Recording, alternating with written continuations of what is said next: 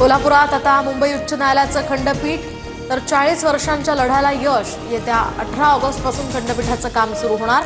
मुख्य न्यायमूर्तींकडून नोटिफिकेशन जारी। Anil अंबानींविरोधात lookout notice जारी। 5 ऑगस्टला चौकशीसाठी ईडी मुख्यालयात हजर राहण्याच्या सूचना।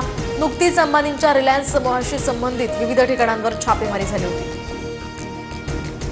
शाळेतील आहार तयार केल्यानंतर आधी मुख्याध्यापक किंवा शिक्षकांकडून दर्जा तपासूनच विद्यार्थ्यांना देण्यात येणार।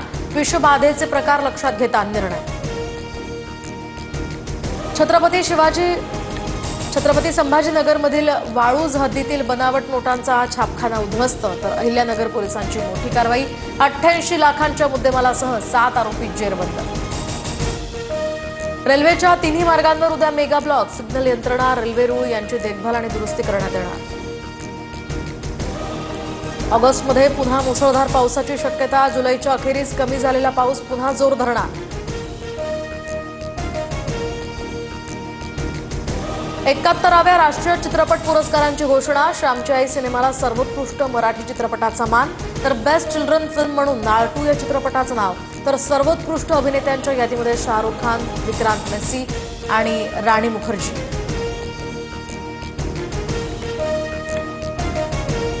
लिओनेल मेसी हा 14 डिसेंबरला वानखेडे स्टेडियमवर क्रिकेट खेळणार। महेंद्रसिंग धोनी, विराट कोहलीसह सचिन